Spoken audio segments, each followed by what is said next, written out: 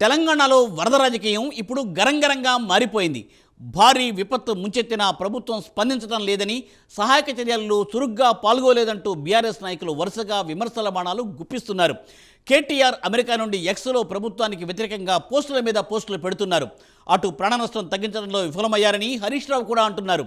వీరికి సీఎం రేవంత్ రెడ్డితో సహా మంత్రులు కూడా తీవ్ర స్థాయిలో కౌంటర్లు ఇచ్చేస్తున్నారు. అంతా ఫీల్డ్లో ఉంటే సిబ్బందిని డిమోరల్ చేసేలా నాయకులు మాట్లాడడాన్ని జనం తప్పుపడుతున్నారు. ఇప్పుడు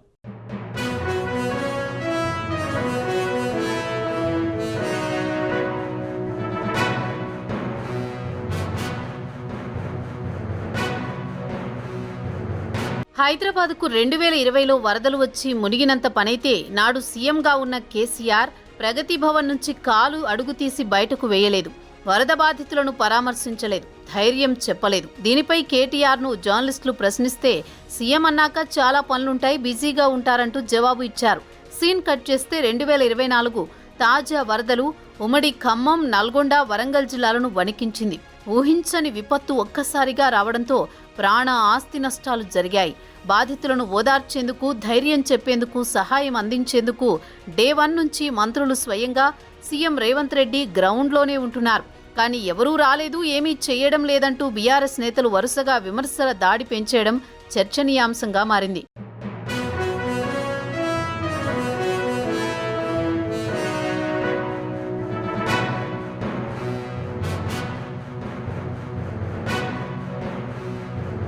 వరదల బారి నుంచి రాష్ట్ర ప్రజలను కాపాడి వారికి భరోసా కల్పించడంలో కాంగ్రెస్ ప్రభుత్వం పూర్తిగా విఫలమైందని అమెరికా నుంచి మాజీ మంత్రి కేటీఆర్ ఎక్స్లో పోస్ట్ చేసి విమర్శించారు. కాంగ్రెస్ ప్రభుత్వానికి చేతగాకి ప్రాణనష్టం ఎక్కువ సంభవించిందన్నారు. వాతావరణ శాఖ అలర్ట్ చేసినా కాంగ్రెస్ ప్రభుత్వం కుంభకర్ణ నిద్రలో ఉందని పోస్టు పెట్టారు. గ్రౌండ్ లెవెల్లో అవిశ్రాంతంగా పనిచేస్తున్న అధికారులు, ఇతర సిబ్బందిని మెచ్చుకోవాల్సింది పోయి సోషల్ రెస్పాన్సిబిలిటీని మరిచి సోషల్ మీడియాలో ఇలా డీమోరల్ చేసేలా పోస్టులు పెట్టడమేంటన్న ప్రశ్నలొస్తున్నాయి. విపత్తులు అంతా ఇబ్బందుల్లో ఉన్న సమయంలో ఇలా మాట్లాడడం కరెక్టేనా అన్న చర్చ జరుగుతోంది.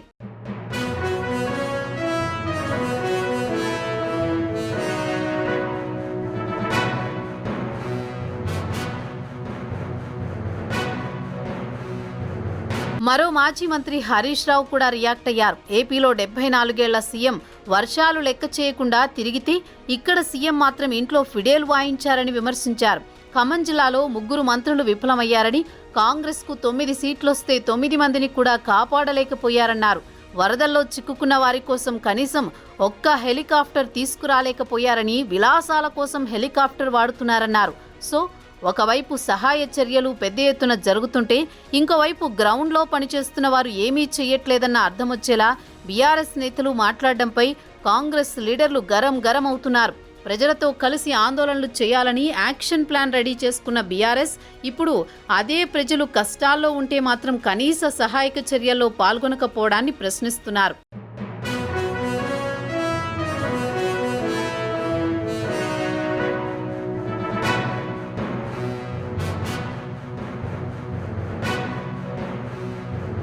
మరోవైపు రాష్ట్రంలో ఇంత జరుగుతుంటే ప్రధాన ప్రతిపక్ష నేతగా కేసీఆర్ ఫామ్ హౌస్కే పరిమితమవడాన్ని కాంగ్రెస్ నేతలు ప్రశ్నిస్తున్నారు. ప్రజా సమస్యలు పట్టించుకోని వ్యక్తికి ఆ హోదా, పదవి అవసరమా అని సీఎం రేవంత్ రెడ్డి కూడా ఫైర్ అయ్యారు. అదే సమయంలో హరీష్ రావుకు సీఎం రేవంత్ సవాల్ కూడా విసిరారు. ఖమ్మంలో పువ్వాడ అజయ్ ఆక్రమించిన కాలువను తొలగించాలని హరీష్ రావు డిమాండ్ చేయగలరా అని ప్రశ్నించారు.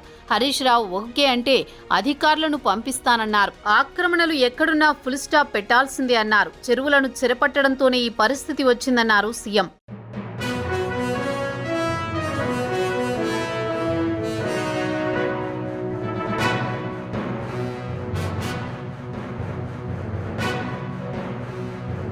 మరోవైపు ఖమ్మం వేదికగా రాజకీయం వేడెక్కడంతో బీఆర్ఎస్ నేతల పర్యటనలో ఉద్రిక్తతలు చోటు చేసుకున్నాయి. పలుచోట్ల వారి వాహనాలపై రాళ్ల దాడి జరిగింది.